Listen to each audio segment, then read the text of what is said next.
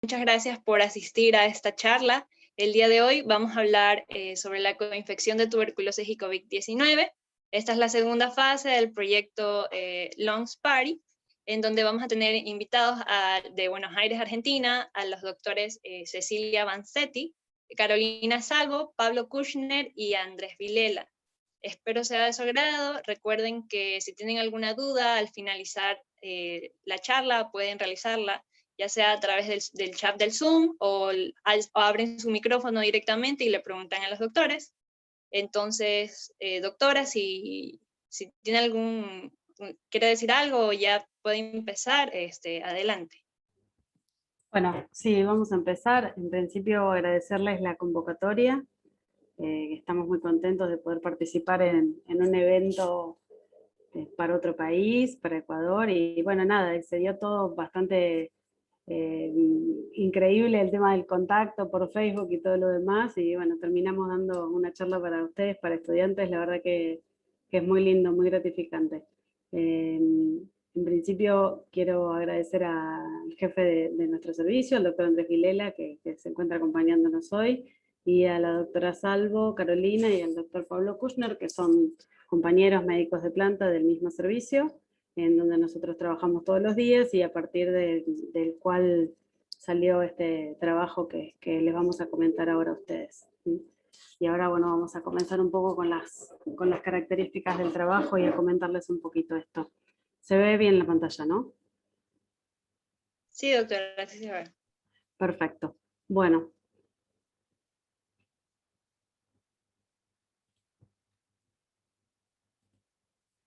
Como introducción vamos a hablar un poquito de que desde que comenzó la pandemia de COVID-19, el SARS-CoV-2, ha desplazado a Mycobacterium tuberculosis ya como principal causa de muerte por un único agente infeccioso. Hasta este momento tuberculosis ganaba como causa mundial de agente infeccioso que generaba mortalidad a nivel global, ya COVID-19 le ganó en un año de pandemia. Las consecuencias más graves y duraderas de estas dos patologías, tanto tuberculosis como COVID-19, son muchas veces las socioeconómicas. Lo estamos viendo, todo lo que está pasando con la pandemia, cómo va cambiando la economía mundial. Y según una estimación de la Universidad de las Naciones Unidas, el COVID-19 podría tener efectos devastadores, sobre todo en áreas pobres de países en desarrollo, de África, sudeste asiático y América Latina, por supuesto, que además son los sectores en donde también contamos con mayor carga de tuberculosis, que es una enfermedad social por excelencia y que está asociada a los factores ambientales como hacinamiento, la migración y la desnutrición, que son muy comunes en nuestro ámbito. En la Argentina la carga promedio de tuberculosis es una carga moderada, comparándola con otros países como la India, por ejemplo, ¿no? Igual tenemos muchas diferencias regionales. Había hasta el 2013 un descenso de la incidencia progresiva de tuberculosis. A partir de ese año empezamos a ver un aumento progresivo año a año, que actualmente se mantiene en un crecimiento de un 2,3% anual en los casos nuevos. En el 2019 se notificaron un total de 11.740 casos de tuberculosis nuevos, y la mayor cantidad de casos se registró en Salta, Jujuy y en la ciudad autónoma de Buenos Aires, que es de donde sale este trabajo. Y en 2019 en la ciudad de Buenos Aires la tasa era de casi alrededor de 40 casos cada 100.000 habitantes. La tuberculosis predomina a su vez en el grupo de adultos jóvenes, lo que nos habla un poco de la transmisión reciente de esta población, que la adquiere a lo sumo en la niñez o en la adolescencia temprana, en una población que es económicamente activa. Por otro lado, sabemos que durante este año de pandemia en Argentina hubo 6 meses de aislamiento con una cuarentena muy estricta en la que había muy pocas actividades que estaban permitidas realizar. La gente se quedó mucho tiempo en la casa, los negocios estaban cerrados, y eso hizo que los pacientes que tenían tuberculosis en sus hogares estuvieran sobreexponiendo a sus convivientes durante toda la cuarentena. Además hubo limitaciones de la movilidad y del acceso a las prestaciones médicas, porque todo lo que fue asistencia programada se limitó en casi todos los centros de salud, al menos los primeros meses, y esto puede haber llevado también a demoras en el diagnóstico y irregularidades en el tratamiento de la tuberculosis. También se vio, como creo en la mayoría de los países del mundo, una pérdida de poder adquisitivo y de la calidad de vida en contexto de la pandemia, que a largo plazo podría determinar un aumento en la incidencia de tuberculosis.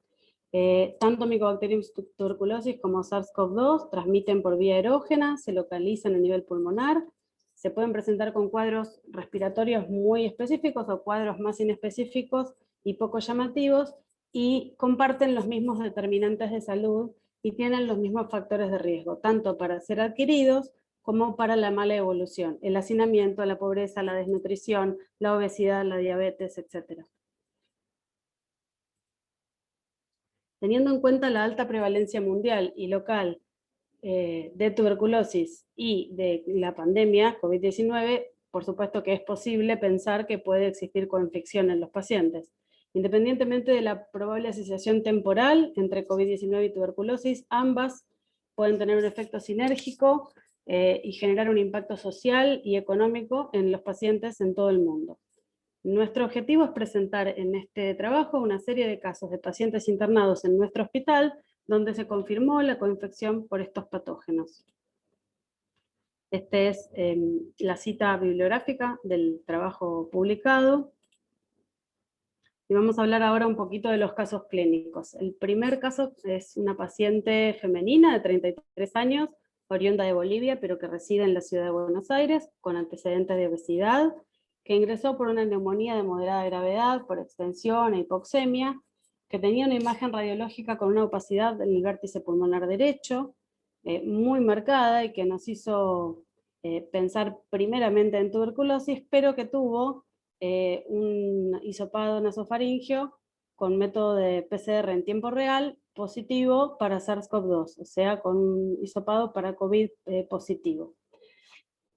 El examen directo de muestras de esputo seriadas fueron negativas en ese momento para la tinción de Ziel-Nielsen, o sea que no pudimos encontrar por vaciloscopía Mycobacterium tuberculosis, si bien lo habíamos sospechado por la imagen radiológica que ahora les voy a mostrar. La paciente evolucionó favorablemente de la neumonía por COVID, sin requerimiento de oxígeno posterior, fue dada de alta. Sin embargo, reingresa a los 45 días con un cuadro de fiebre, disnea, persistencia de los infiltrados radiológicos a predominio del vértice derecho y un agregado de sudoración nocturna desde el alta de la primera internación, que lo había negado como antecedente en la semiología en la primera internación. La tomografía de tórax mostró imágenes compatibles con consolidación apical derecha, bronquiectasias y había una cavitación, y otras consolidaciones en la língula y el lóbulo inferior derecho, o sea que el compromiso era de todo el pulmón derecho, no era unifocal.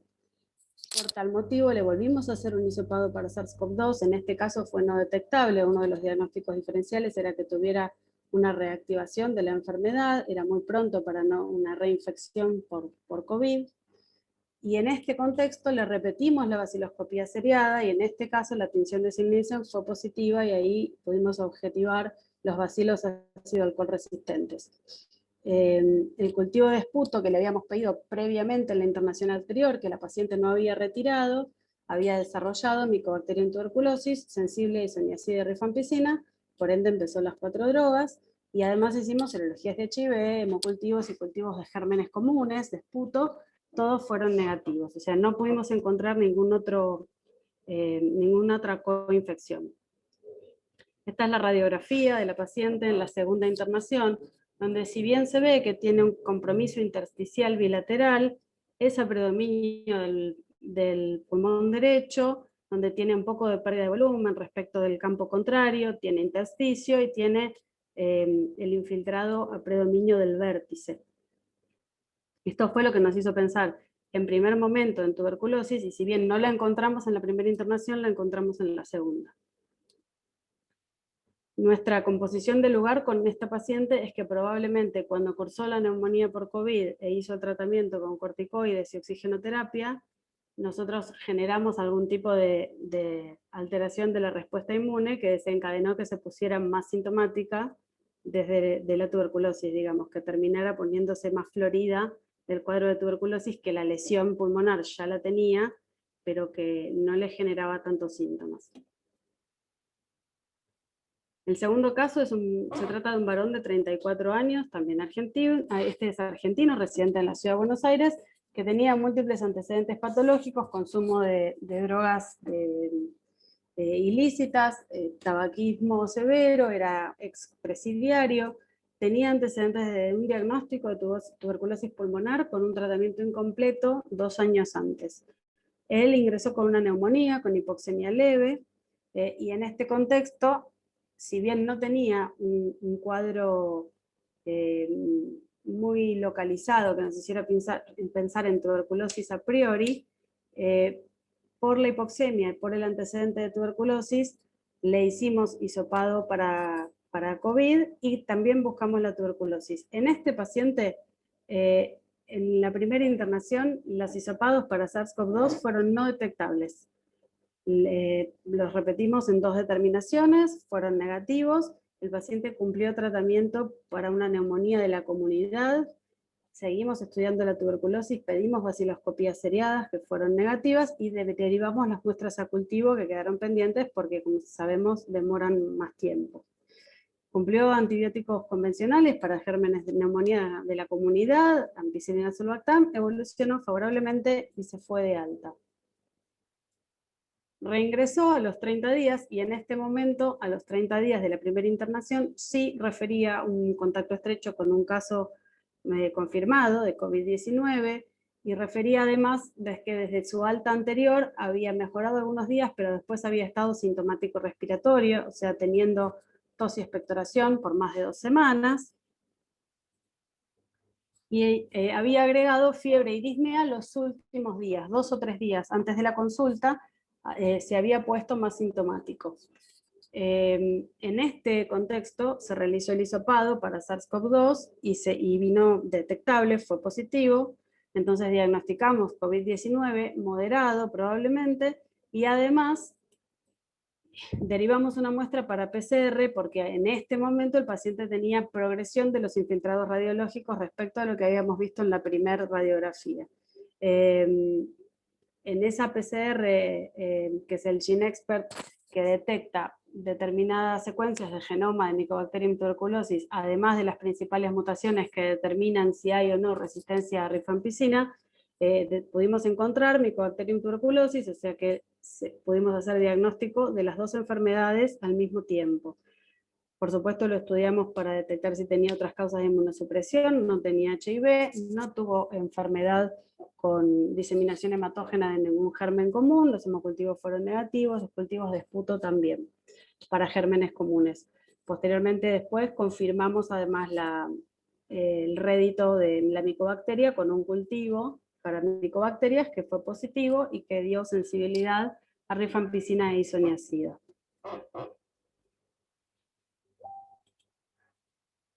Esta es la radiografía del paciente en la segunda internación. En la primera, la radiografía era con un intersticio mucho más marcado, pero sin estas lesiones tan focalizadas que tiene a nivel de campo medio izquierdo y campo medio derecho, que fueron las que nos llamaron la atención y nos hicieron pensar que esta vez, además de creer que tenía COVID-19, tenía algo más agregado y probablemente tenía que ver con una reactivación de la tuberculosis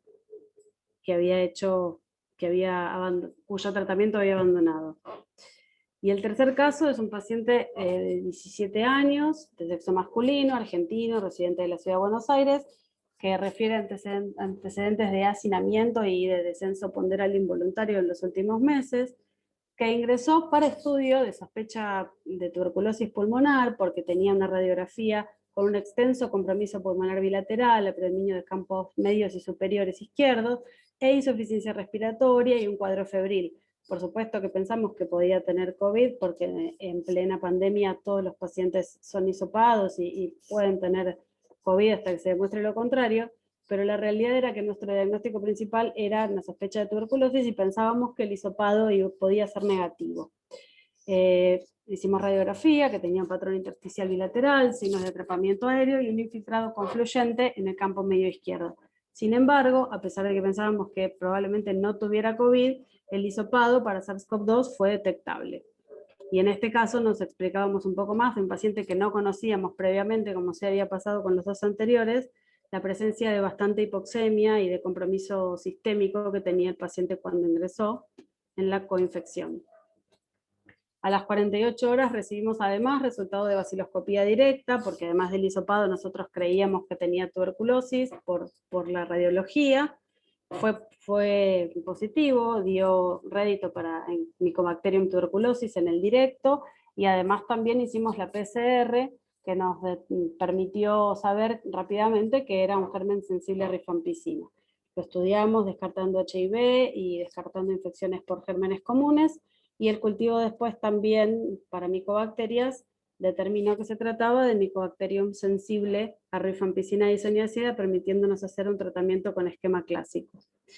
Esta es la radiografía del paciente. Si bien se ve atrapamiento aéreo con la horizontalización de costillas, la hiperclaridad en los vértices y en las bases del lado derecho sobre todo, se ve una trama intersticial en el campo pulmonar derecho, se ven dos lesiones como más características que tienden a confluir y que parecen alveolares, paracardíaca izquierda en campo medio una y otra en campo superior izquierdo, que son las que nos hacían pensar que este paciente tenía un daño parenquimatoso estructural, un daño pulmonar previo, que podía relacionarse con tuberculosis cuando ingresó. Bueno, este es un cuadro comparativo de las características de los tres pacientes. Básicamente lo más importante es que todos tenían algún antecedente relevante relacionado con aumento de la incidencia de tuberculosis, y algunos son también factor de riesgo para COVID-19, que a diferencia de los dos últimos casos, el primero tuvo COVID primero y posterior a eso, como digamos como una complicación cercana, un cuadro relativamente cercano, desarrolló la tuberculosis bacilífera. Los otros dos tuvieron el diagnóstico en simultáneo de COVID-19 y tuberculosis al ingreso con neumonía de moderada gravedad. Ninguno de los tres tenía HIV, en ninguno de los tres aislamos otros gérmenes comunes que estuvieran generando coinfección. Y después que el segundo caso, el paciente que tenía antecedentes de tuberculosis previa, diagnosticada con tratamiento incompleto, tenía la baciloscopía negativa porque probablemente el tratamiento insuficiente que había hecho no lo había curado, pero sí había llegado a negativizar el esputo, y hubo que hacer con él cultivo y PCR para llegar al diagnóstico. Con los otros dos pacientes directamente en la tinción directa con el Sil-Nielsen obtuvimos el diagnóstico. Bueno, como discusión, tratando de sacar algunas conclusiones de los pacientes, en los tres casos tuvimos alta sospecha de tuberculosis. En la primera, por persistencia de los síntomas una vez resuelta la infección viral. En los tres, por la forma de presentación radiológica, que era atípica para COVID-19, donde uno espera básicamente un infiltrado intersticial, bilateral, que va desde centros hacia la periferia en forma iliofugal, más marcado en las bases que en los vértices, y que después tiende a ir progresando y hasta puede llegar a hacerse algodonoso cuando hay mucho compromiso, y es siempre bilateral y suele ser multifocal. En estos pacientes teníamos lesiones predominantes de un solo lugar, que parecían más alveolares que intersticiales, y la lesión apical de una de las pacientes, que es bien característica de tuberculosis. Además, tenían existencia de síntomas, dos de ellos referían síntomas previos, uno descenso de peso y sudoración nocturna, y el otro síntomas respiratorios de catarro y tos antes de cursar el síndrome cuadro viral agudo. Los tres tenían un contexto socioeconómico y antecedentes que podían actuar de predisponentes, y en todos los casos descartamos el HIV.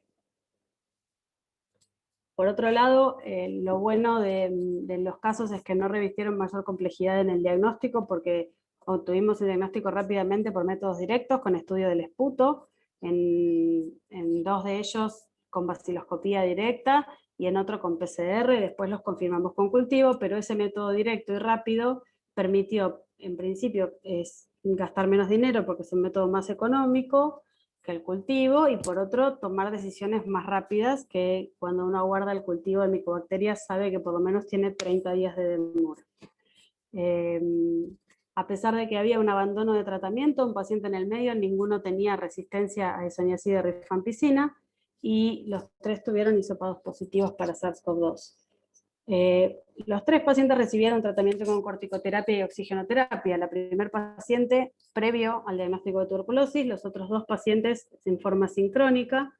Y la coinfección con tuberculosis en estos pacientes no determinó una evolución desfavorable, ni mostró que tuvieran menor respuesta clínica, por lo menos en nuestra experiencia. Y el inicio sincrónico de los tuberculostáticos con esquema clásico tampoco demostró efectos adversos, a pesar de que eran pacientes que estaban severamente comprometidos, que tenían reactantes de fase aguda elevados, tenían algunos quizá hacían en algún momento una pequeña elevación de las transaminasas hepáticas que después mejoraban. No tuvimos mayores efectos adversos y los seguimos hasta el segundo mes completo de tratamiento, cuando ya estaban de alta del COVID y seguían sin efectos adversos, digamos. La estadía hospitalaria sí fue un poco más prolongada que la media para la esperada para pacientes con neumonía viral, porque la realidad es que empezamos el tratamiento, probamos tolerancia, veíamos que evolucionaran favorablemente y que tuvieran condiciones para aislarse por la tuberculosis antes de volver a su casa. Y todos se encuentran actualmente en seguimiento, cumpliendo tratamiento antifímico, con buena adherencia. Una de las pacientes ya está de alta. Como comentarios para la discusión, que es lo que me gustaría que les quedara como concepto, es que hay varias series de casos. A nivel mundial no hay mucha publicación, son pocas las publicaciones de esta experiencia, es todo nuevo con COVID-19, porque las publicaciones en general no tienen ninguna más de un año, por supuesto. Hay una publicación grande del Hospital Muñiz que junta 29 pacientes y reporta coinfección de tuberculosis y COVID-19. En la mayoría de los casos habla del diagnóstico de las 2 enfermedades al mismo tiempo, de la presencia de estas imágenes radiológicas que son mixtas o no concluyentes para COVID, que son las que hacen sospechar en tuberculosis, y en todos remarca en líneas generales la evolución favorable, aunque con un periodo de internación más prolongada que para pacientes con COVID-19 solo. En las series de mayor número de casos, hay una serie de la India también, lo que sí reportan es, a mayor cantidad de pacientes que juntan, por supuesto, más chance, reportaron mayor mortalidad en los pacientes que tienen coinfección de tuberculosis y COVID-19 respecto de los que solo se internan por COVID-19. Y esto se podría entender, entre otras cosas, porque se trata de pacientes que ya tienen un daño pulmonar establecido, que los puede llevar a dificultades en la adaptación, de la hipoxemia, de la insuficiencia respiratoria, sobre el cual se agrega ahora un patógeno que genera daño difuso, como es el SARS-CoV-2. Kumar y colaboradores señalan 5 razones por las cuales puede ser difícil el manejo clínico de la coinfección tuberculosis-COVID. En principio, la tuberculosis podría pasar inadvertida porque no tiene una lesión pulmonar muy característica, y las lesiones, el daño que genera COVID en el pulmón puede dar lugar a confusiones, o puede no quedar claro cuál es la lesión que estaba previamente. La virosis por sí misma o su tratamiento con inmunomoduladores, como estamos usando actualmente dexametasona, o como se postula también en tocilizumab, podrían reactivar una tuberculosis latente de antes, que es lo que creemos que pasó con nuestra primer paciente. Una lesión pulmonar tuberculosa preexistente puede hacer creer que el COVID-19 que mi paciente tiene es más grave de lo que en realidad es, porque le veo mucho daño pulmonar y en realidad tiene daño pulmonar que es previo. Una tuberculosis activa puede predisponer a un COVID-19 más grave, por esto que hablábamos que tiene daño pulmonar desde antes, y también porque se han obviamente observado interacciones entre las drogas empleadas para el tratamiento de las 2 enfermedades. En un primer momento usábamos lopinavir-ritonavir como antivirales con poca evidencia en los pacientes moderados a severos con infecciones por SARS-CoV-2, y ellos, por ejemplo, interactúan claramente con rifampicina, entre otros. Entonces había varias cosas que podían hacer entorpecer el inicio del tratamiento o la evolución del paciente, haciendo aparecer algún efecto adverso o no deseado. Finalmente, esta serie de casos presenta la simultaneidad en el diagnóstico de una infección crónica, que es la tuberculosis, prevalente, con otra aguda, como ocurre en la mayoría de los otros casos también reportados, y muestra que tenemos que tener en cuenta esta posibilidad en el diagnóstico, ya que la infección tuberculosa sigue siendo una infección endémica de nuestro país en principio, al que por supuesto la pandemia, la infección pandémica actual, el que estamos transcurriendo, puede superponerse. Muy bien, eso es todo. Si tienen preguntas o comentarios. Muchas gracias, doctora. Chicos, si alguno tiene algún comentario o alguna pregunta, puede encender su micrófono y realizarla, o escribirla en el chat de aquí del Zoom para preguntarle a la doctora. Doctora, yo sí quería... Byron, ok. ¿Qué tal? ¿Cómo están? Buenas tardes, me presento, yo soy oficial del Comité de Educación Médica, que junto con el Comité de Salud Pública hemos realizado este evento. Y mientras los participantes tienen preguntas, tienen sus preguntas para los expositores, yo les voy a hacer una ronda de preguntas a los expositores y al equipo de la doctora para que nos hagan saber su opinión acerca de lo siguiente. La primera pregunta es esa. ¿Cuáles son los datos clínicos de laboratorio e imágenes que nos deben orientar a que existe una coinfección por tuberculosis y COVID-19? Bien, de datos clínicos, sobre todo, la presencia, es muy importante el interrogatorio, la presencia de síntomas crónicos. La diferencia del COVID-19 tiene, cuando el paciente se interna, 7, 10 días de evolución, 12 en el peor de los casos, y cuentan un cuadro agudo. De inicio con un catarro de virilidad superior, pueden haber tenido no gastroenteritis, digeusia, anosmia. En cambio, los pacientes en los que tenemos que sospechar tuberculosis son pacientes que a veces vienen refiriendo meses de evolución, de síntomas respiratorios, tos y catarro. Hablamos de síntomas paciente sintomático respiratorio, el paciente que tiene tos y expectoración por más de 15 días, y ahí separamos bastante las aguas entre el paciente agudo y el paciente crónico. Cuando el paciente tiene estos síntomas respiratorios crónicos, tenemos que pensar en tuberculosis. Por supuesto que si refiere a algún tipo de hemoptisis, no quedan dudas de que lo tenemos que pensar, aunque hay otros diagnósticos diferenciales. Y además todos los datos epidemiológicos, y además de los síntomas de impregnación bacilar que llamamos, que son la sudoración nocturna, el descenso ponderal involuntario, episodios febriles sin otra explicación, esta fiebre vespertina, todos esos síntomas relacionados a antecedentes epidemiológicos de convivir o haber convivido o haber tenido contacto estrecho en el trabajo, en la escuela, con una persona sintomática respiratoria o con diagnóstico de tuberculosis, son las que nos tienen que hacer pensar en tuberculosis, además de paciente que puede tener COVID-19. De laboratorio, en realidad, hay muchas cosas que se superponen. La tuberculosis suele cursar con leucocitosis, que COVID puede tener, pero habitualmente el COVID va más hacia la leucopenia, con linfopenia. Los reactantes de fase aguda están aumentados en los dos, PCR, eritrosedimentación, dímero D, suelen estar elevados, pero la PCR suele estar más aumentada quizá en COVID-19 y la eritrosedimentación mayor a 120 en las tuberculosis avanzadas. Y de la radiología, como hablábamos y lo dijimos varias veces durante la exposición, la mayor diferencia es que la tuberculosis tiende a ser focal, la caverna, la cavitación tiene que hacerme pensar siempre en tuberculosis, la ocupación de los vértices con una neumonía apical, la típica neumonía tuberculosa, o las retracciones pleurales con pérdida de volumen del parénquima pulmonar, el complejo primario, el ensanchamiento mediastinal por ganglios, todas esas cosas, o los infiltrados multifocales pero no diseminados, con predominio de patrón alveolar y no intersticial, son los que me tienen que hacer pensar en tuberculosis. En COVID yo espero una radiografía donde veo patrón intersticial, aumento de la trama intersticial bilateral, iliofugal, simétrica habitualmente, multifocal, muy tenue al principio y más marcada después. Esas son las diferencias fundamentales. Bien. Otra pregunta, doctora. ¿Qué mecanismos llevan a que un paciente con tuberculosis latente pueda desarrollar una tuberculosis activa por una infección por COVID-19?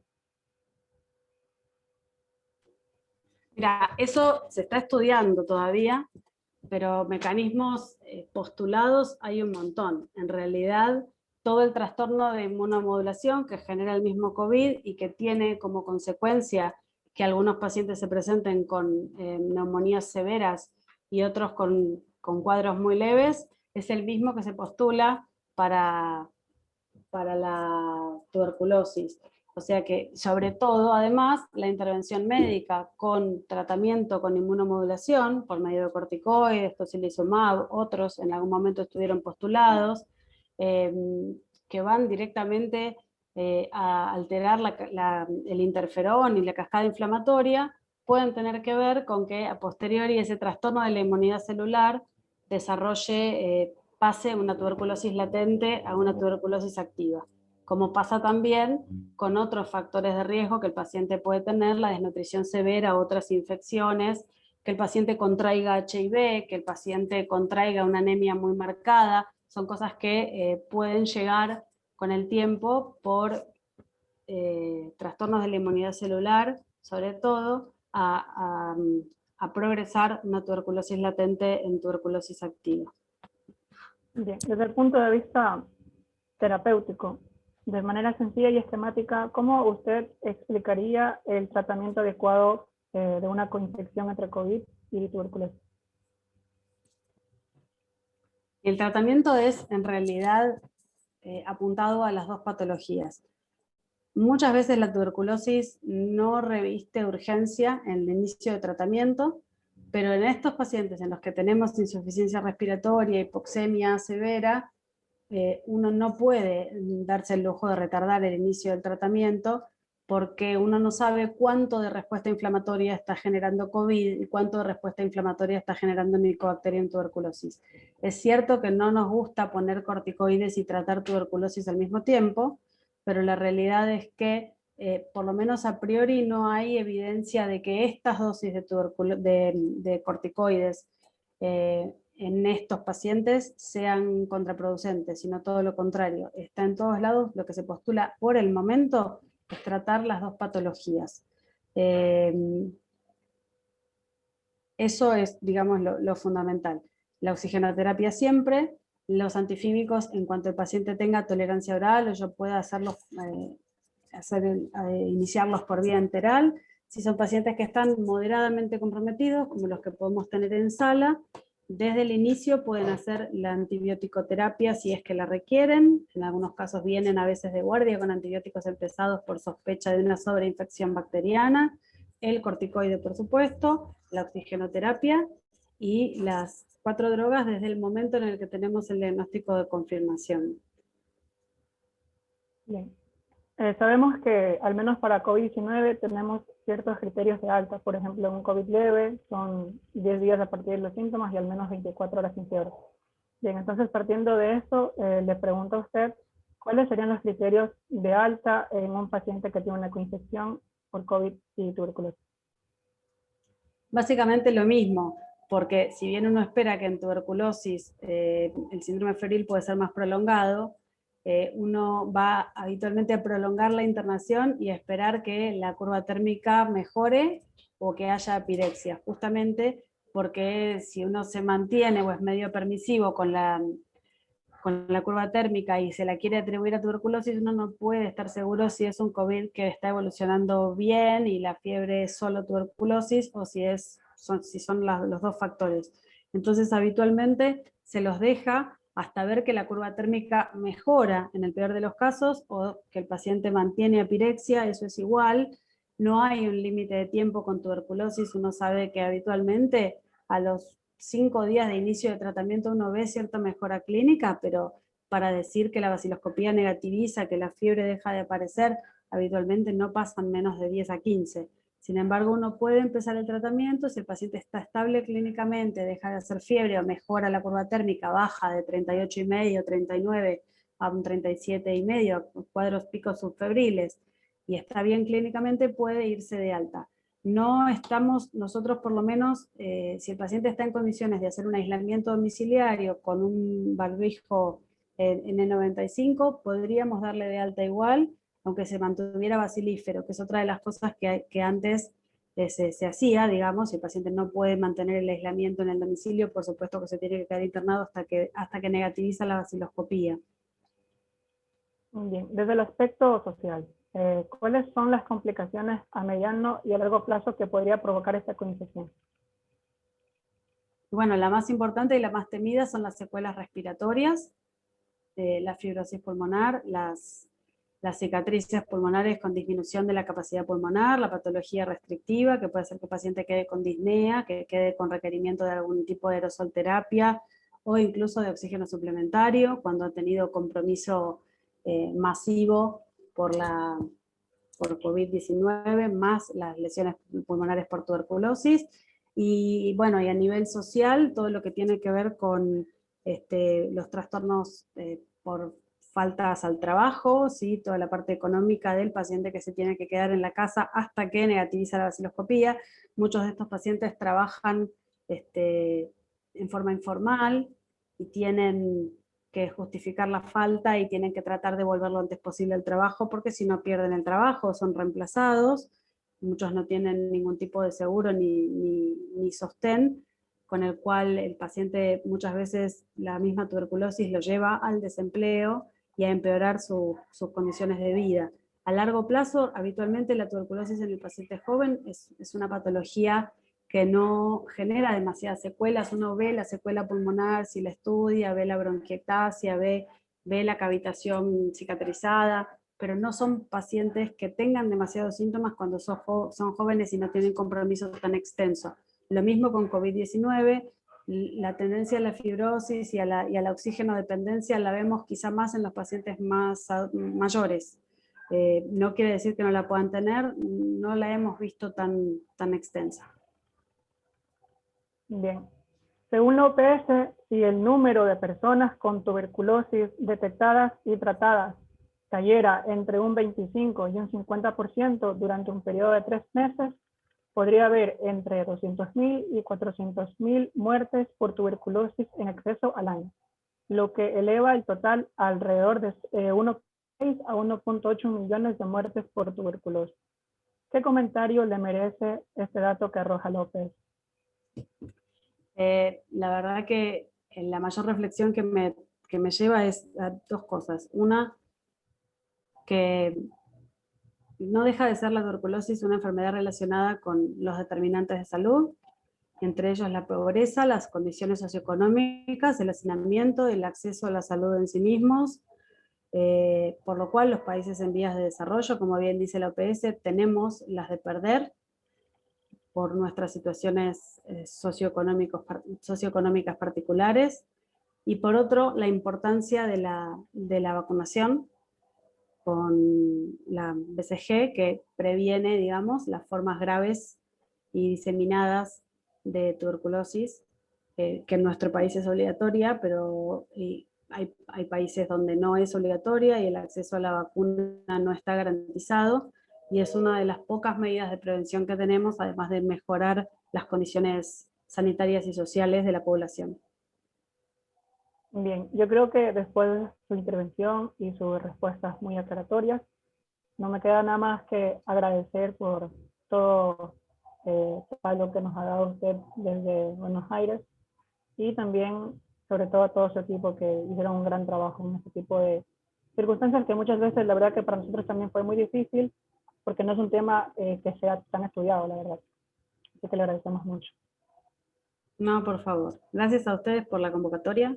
Para nosotros fue difícil también preparar y hacer trabajos en el medio de la pandemia, porque estábamos abocados a la asistencia, y en el medio de eso a veces es muy difícil hacer docencia, ponerse a pensar, ponerse a escribir algo. En eso, la verdad que el jefe de servicio y el equipo es fundamental en tirar para el mismo lado y favorecer la la investigación y el crecimiento del equipo. Y bueno, me alegro mucho que les haya gustado y haber podido conocerlos. No sé si el resto del equipo quiere hacer algún comentario.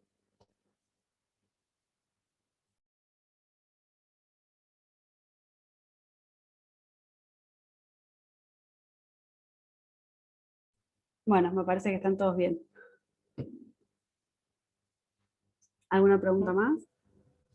Bien, entonces yo les dejo con Sonia para que ella coordine los puntos finales del evento. Bueno, muchas gracias. Les agradecemos de verdad de antemano, doctores, a todos los que estuvieron implicados en la realización del artículo, en especial a la doctora Vanzetti, que fue la doctora con la que me comuniqué. Muchas gracias por su amabilidad, de verdad le agradezco. Y también me gustaría pedirle si por interno me podría mandar los correos de los doctores que realizaron el artículo para enviarles un pequeño certificado sobre la charla, Sí, para agradecerles su participación. Y a los chicos que estuvieron presentes durante la charla, también quiero agradecerles por su asistencia. No olviden de llenar correctamente el link de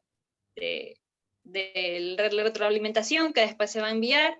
Esta charla va a quedar grabada y la vamos a subir a las páginas de AMPUG en YouTube para que puedan volver a ver la charla y así poder completar las preguntas de la retroalimentación. Sin más que decir, muchas gracias a la doctora Vanzetti, a la doctora Salva, al doctor Kushner, no sé si se encuentra el doctor, el doctor Vilela. Vilela, disculpe. Y de verdad, muchas gracias. Espero que si más adelante deseen participar en alguna otra charla, no sé si sea posible poder comunicarme con usted. Sí, cómo no. Y invitarla. Entonces, Sí, con cómo eso no. me despido. Muchas gracias. Muchas gracias a ustedes. Nos vemos.